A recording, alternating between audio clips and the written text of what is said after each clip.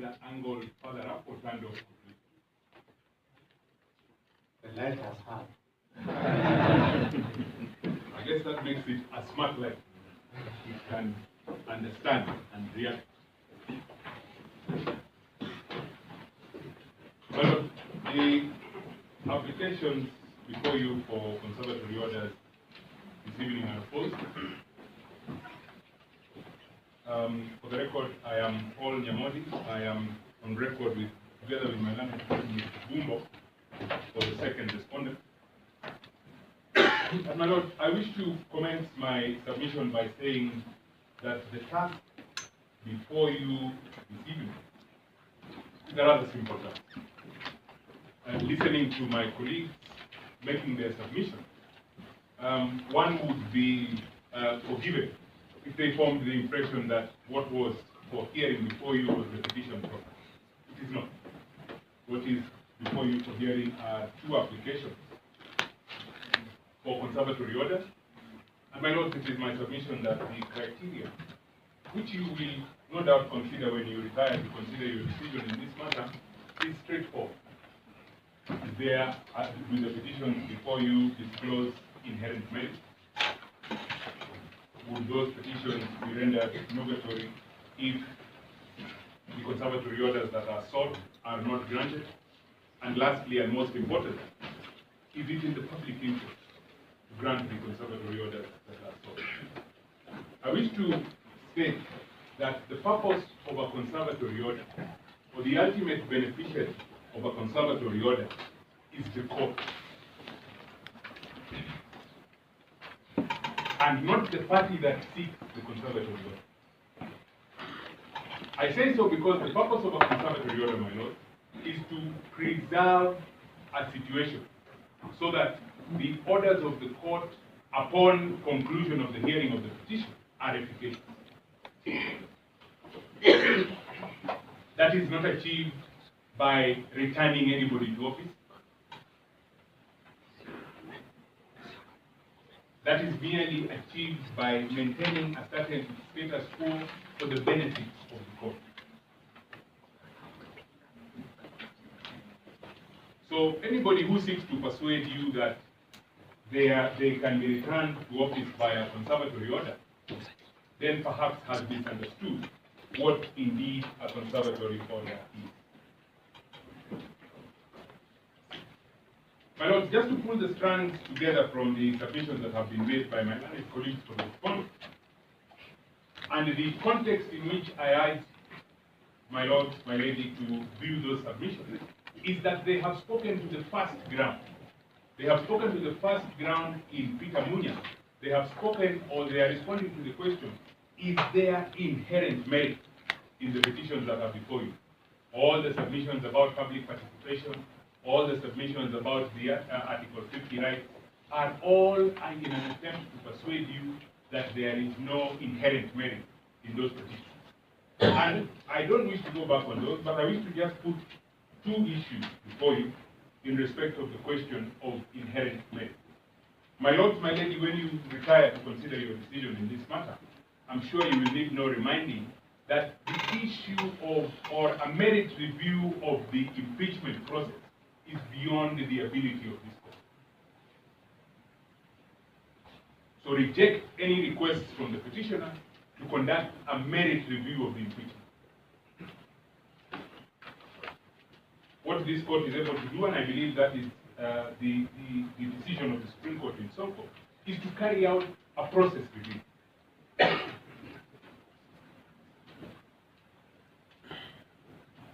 And so that you are, so I then submit that in determining whether there is inherent merit, this court must then constrain itself to carrying out a process review. My Lord, my Lady, the second point I wish to make in respect of inherent merit is this. These petitions arise from a concluded impeachment process. In that impeachment process, as you have heard, there were 11 grounds for impeachment. From those 11 grounds, the Senate rejected 6 and confirmed 5. out of those 5, 3 grounds, and those are grounds 1, ground 5, and ground 6, turn on the conversation or the issue that has come to be known as the shareholder narrative. Now, first petitioner does not deny that he said those things that he is alleged to have said. It is my submission that there being no denial as to those utterances from the first petitioner, he acknowledges that he said it. There is an admission from the petitioner that he said those things that he said. Now, those 3 grounds of impeachment flowing from facts that the petitioner has admitted, can there be any inherent merit in a petition that seeks to challenge grounds that he has admitted? Ground 1, ground 5, and ground 6 all flow from the shareholder narrative. It is my submission that there can be no inherent merit in those petitions. Though the finding by the Senate flows from an admission, and that then takes away the ability of the first petitioner to challenge the Senate's finding.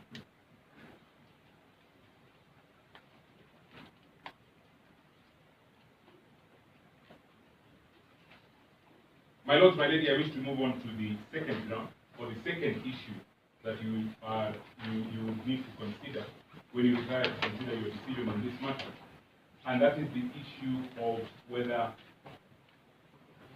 the petitions will be rendered nugatory if the conservatory orders that are sought are not granted. And I wish to submit on it with the conjoined issue of what is the appropriate remedy in the circumstances of this petition. My lords, my ladies, in my preparation for my submission before you this evening, I came across a pitch of a decision. And I wish to persuade you that the applications before you are for dismissal. And I wish to persuade you by reference to the notices of motion that are before you and to decisions of this court that have been rendered in respect of similar matters. Now, there is a decision that is in pari materia with this one completely, and I say so for this reason. The decision, and we have filed it as in a supplementary list of authority, is the decision of the High Court of Kenya in Constitutional Petition number 4 of 2024, Purity Mora Herira versus the Senate and 8 others. It is a decision of the High Court of Kenya in Nyamira. And it is a decision of your sister, Justice Wilfrida Kwan. We have filed it as a supplementary authority, but I have taken the liberty, because it is important to our submission, to make copies available to the bench, which I wish to just walk you through quickly during my submission.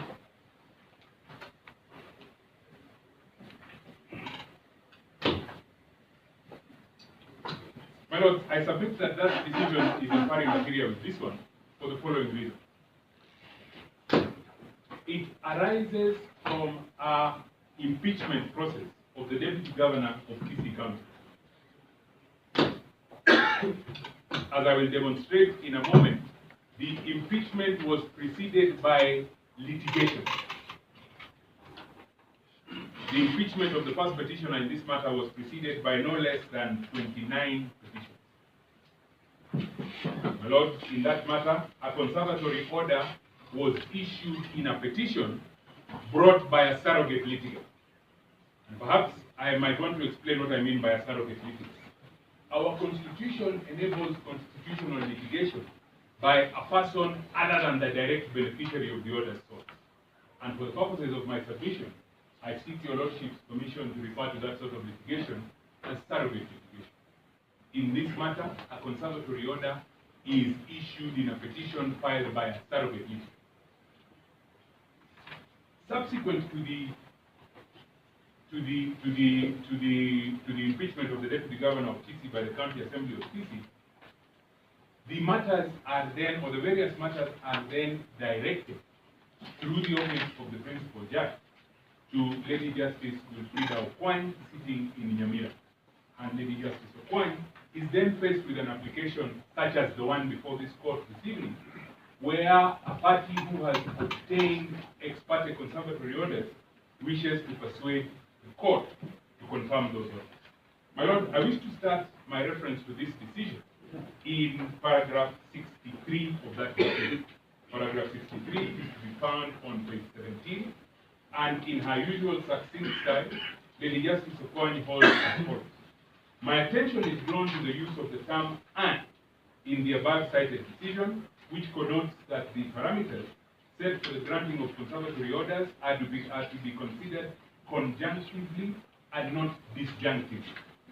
The decision she's referring to is the decision of Wilson Kibera versus the Judges and Magistrates Vetting Board. It is in paragraph 62, and it sets out the criteria for the grant of a conservatory order.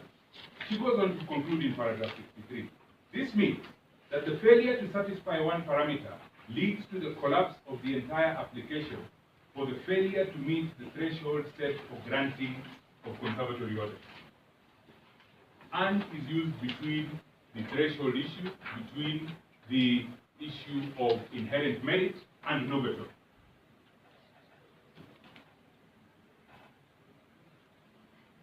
We have submitted sufficiently on the issue of inherent merit. I will not add to it. I will leave it to your lordships and your ladyship to decide. But I wish to state that in the petition before you, the petition would not be rendered nugatory if the conservatory orders sought were not granted. And I wish to commence that submission by reference to the notices of motion themselves. The first notice of motion I wish to refer the members of the court to is the notice of motion in petition 565 of 2024, where the first petitioner, the former Deputy President of the Republic of Kenya, is the petitioner. My learned colleague, Mr. Kumbo, has gone through the prayers that are spent and those that are live. But I want to focus on prayer 6 and prayer 7.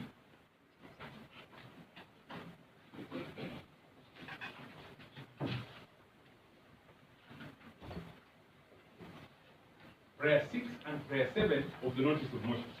Prayer 6 reads, pending the hearing and determination of the petition, a conservatory order be issued staying the effect, implementation in any way, including by gazettement and by any person, of the vote resolution made by the Senate of Kenya on the 17th of October 2024, upholding the impeachment charges against the Deputy President of the Republic of Kenya, His Excellency Rigathi Gachagua. Prayer 7 says, pending the hearing and determination of the petition, a conservatory order be issued staying the implementation in any way, including by way of transmission to the National Assembly or the President of the or to the President of the Republic of Kenya, the vote/resolution passed by the Senate of Kenya on the 17th of October 2024, upholding the impeachment charges against Deputy President of the Republic of Kenya, His Excellency Rigathi Gachagua. My lords, my ladies, I wish to refer you now to the other notice of motion before you. That is the notice of motion in petition number 15 from Kegoya. And I wish to refer you to prayer D in that notice of motion. Prayer D in that notice of motion reads as follows. Pending the hearing and determination of this petition, this Honorable Court will please to issue a conservatory order staying the implementation of the resolution passed by the Senate and published by Gazette Notice number 13,400 on the 17th of October 2024, removing the Deputy President of the Republic of Kenya, His Excellency Rigathi Gachagua, from office by way of impeachment. Those three prayers seek to stay the impeachment. Mr. Gumbo has submitted about the effects of the impeachment. I wish to refer you now to the finding of your sister, Lady Justice Wilfrida Okwany, in respect to those sort of prayers. My Lord, paragraph 71 of Justice Okwany's decision reads as follows. In the instant case, I note that the impugned impeachment process has already gone full circle, has been concluded, and a final resolution made by the Senate to impeach the 9th respondent. And again, here the Deputy Governor was the 9th respondent, and the petitioner was the surrogate respondent. 9th respondent, as at the time the instant petition was filed. It is instructive to note that the impeachment proceeded despite spirited attempts by the 9th respondent to stop the process through applications made in similar petitions that are still pending before various courts. That is not too dissimilar to this, and those are the petitions that are before you under the first cohort, petition 522. Paragraph 72. The question which arises is if this court can issue orders whose effect will be to stay the decision by the Senate to impeach the 9th respondent pending the hearing and determination of the petition. My finding is that since the Senate has already made a resolution, the court must exercise restraint and limit its intervention in the impeachment to hearing the merits of the petition. I further find that issuing conservatory orders to stay the Senate's decision will be akin to directing or interfering with other organs/arm of government in exercise of its mandate. My lords, my ladies, in respect of the 3 prayers that I have highlighted, I urge you strongly to adopt the same finding as Lady Justice Okwany in paragraph 71 and 72.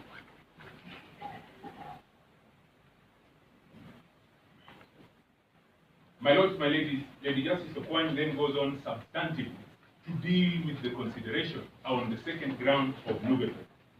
In paragraph 73, she states, the other pertinent question is whether the instant petition will be rendered nugatory or worthless if the orders sought in the first application are not granted. Now, she then begins to reflect on the nugatory consideration. My lord, in paragraph 74, she states, the answer to the above question is to the negative. And she starts straight from the beginning by saying, no. I find that the applicant's claim that the petition will be rendered nugatory to be misconceived and unfounded. My finding is informed by 3 main issues. And she goes on, firstly, the applicant's petition is still pending for hearing and is therefore possible that the court may, after hearing the petition, arrive at a finding that the impeachment process was flawed. Very much like in this matter. She goes on. In such any eventuality, the court may grant the petition, and indeed the 9th respondent, various remedies including, and this is important, compensation for wrongful removal or reinstatement. Compensation for wrongful removal. One of my learned colleagues suggested that compensation for 1 month's salary is a remedy. That is a remedy as confirmed by your sister Lady Justice Okwany. And she also states that reinstatement is possible. She goes on, I find guidance in the decision in Mohammed and 6 others versus the County Assembly of Wajir. This is the decision called the Wajir decision, where the court ordered for the reinstatement of the governor who had gone through the entire impeachment process up to the Senate. The court rendered itself thus, and this finding is important, and I submit that when you retire to consider your decision in this matter, go through the Wajir decision and see the entire raft of relief that 3-judge bench sitting in Mary did. And the relief was as follows. As appropriate consequential relief, an order of mandatory injunction is granted against the all 8 respondents, Ahmed Ali Mukhtar. This was the deputy governor who had been sworn in as governor after the impeachment of the governor, compelling him to hand over and restore the office of governor of the county of Wajir to the 7th petitioner, Ambassador Mohammed Abdi Mahmoud. That is the appropriate remedy. And I had stated at the beginning that a conservatory order is given for the benefit of the court, not for any party. And if the court then has that ability, then there is no need, I submit, to then issue a conservatory order. But to explain herself further, I refer you to paragraph 77 of that decision. Lady Justice Okwany states as follows. She states that this court takes the view that an impeachment process can be likened to an election process where, for example, a governor and his deputy are elected by majority votes. Following such an election, the will of the majority voters prevails and is acted upon within the timelines set under law. This is done through the gazettement and swearing in of the deputy governor, and his deputy, within the set timeline, irrespective of the existence of a petition challenge. In other words, the outcome of an election cannot be said through a conservatory order. Suffice it to say that if at the conclusion of the election, petition challenging such an election, the election court finds that the election process was marred with irregularity, then the election will be nullified and the aggrieved party granted suitable relief. Importantly, in paragraph 78 overly, in similar fashion, and as I have already stated in this ruling, if upon hearing the merits of the instant petition, this court finds in favor of the petition, then the ninth respondent will get appropriate remedy, which may include reinstatement to his position of deputy governor, as was held in the Wajir case. And I urge you to substitute deputy governor with deputy president. There is no difference in the position. He is a deputy to an executive office created under the Constitution. She concludes, I am therefore not persuaded that the instant petition will be rendered nugatory unless the conservatory orders granted, sought are granted to the first applicant. My Lord, this is the same as in this matter. There are effective remedies. There is reinstatement. There is damage. My Lord, reflecting further on the issue, in paragraph 79, the last sentence, or the second last sentence beginning on the third line from the bottom, Lady Justice Okwani says the following. I further find that since the office of deputy governor is a public office, it does not belong to a specific individual. It follows that once the office holder is impeached, he has to give room to the next office holder, unless and until such impeachment is overturned or nullified by an order of the court. There is no difference in this matter. The office of deputy president is an office in the public service. It has been submitted that it is a trust. It does not belong. There is no right post-impeachment that the first petitioner can claim to that. But profoundly, in paragraph 80, she concludes as follows. I find that in the circumstances of this case, the rights stroke interest of the people of Kisii, I urge the court to read the people of Kenya, to be represented and served by a duly appointed deputy president. Read deputy governor, read deputy president, following the ninth respondent's impeachment, far outweighs the prejudice, if any, that the applicant herein will suffer if the orders sought in her application are not granted.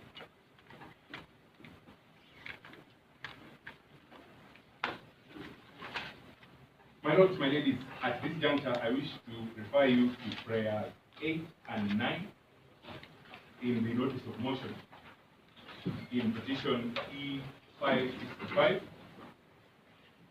and prayer E in the notice of motion in petition E015.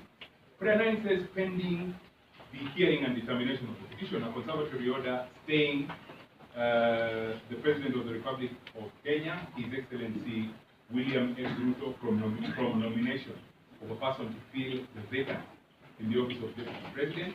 And 8, pending the hearing and determination of the petition, a conservatory order restraining the National Assembly of Kenya from discussing, vetting, voting, and or approving the nomination of the person submitted to the National Assembly made on the 18th of October 2024 by the President of the Republic of Kenya, His Excellency William S. Ruto, to fill the vacancy in the office of Deputy President of the Republic of Kenya.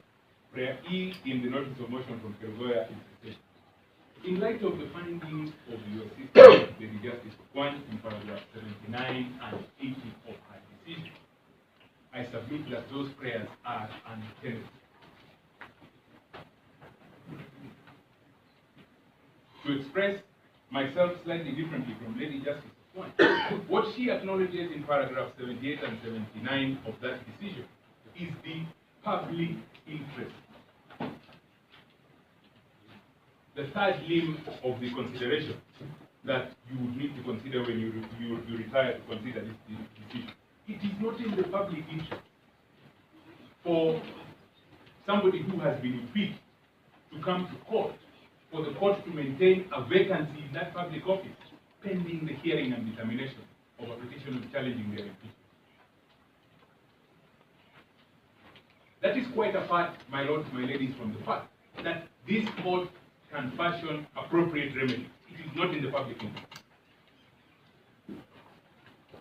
As recognized by your sister, Lady Justice Okwany, the people of Kenya have an overwhelming right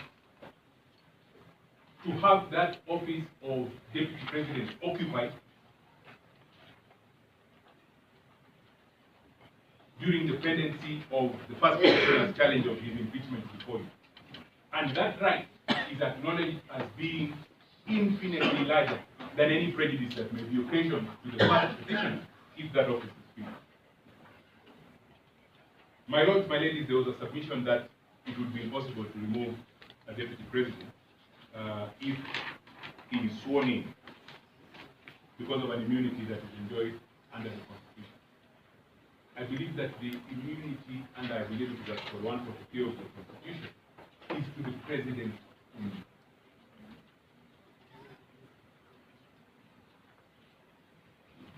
And I submit, my lords, my ladies, that it is possible for the orders of this court to be efficacious without reference to the president.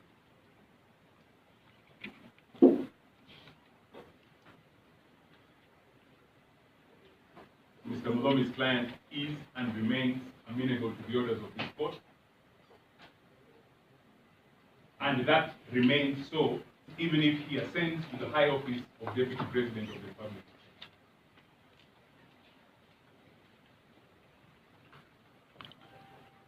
My lords, my ladies, the conclusion of your sister Lady Justice Okwany, and I wish to conclude just by referring you to paragraph 82 of her decision, where she says, flowing from the above advisory opinion, and she is quoting the advisory opinion of the Supreme Court in the Speaker of the County Assembly of Embu, and because we are acknowledging matters that we argued, I must acknowledge that I did argue that matter. Quoting that advisory opinion, she says, I find that the moment the Senate made the resolution to impeach the ninth respondent, the office of Deputy Governor immediately became vacant, that said, setting the stage for the filling of the vacancy within the stipulated timeline. My finding is that the public interest in this case supports compliance with the constitutional and statutory timeline set for the filling of the vacancy in the office of Deputy President, Deputy Governor of PC County. There is an argument that has been made by the petitioner that the Constitution creates a timeline of 74 days for concluding the process. The Constitution, yes, does provide 74 days, but there is nothing wrong with concluding the process in a faster time frame than 74 days. Nobody has suggested that that is unconstitutional. Nobody has, other than expressing surprise as to the speed at which it happened, nobody has said what's wrong. Going by the finding of the Justice, I trust that I have persuaded you that the two notices of motion before you this evening are for dismissal. They should be dismissed, and we should then enable the public and the people of Kenya to then have a deputy president as entitled by them. I am most obliged. I will take my seat unless my lords, my ladies have anything you wish me to add. Thank you. How many people do you have? Yes, my lord, I am taking the least minimum of the time. I believe there are two more.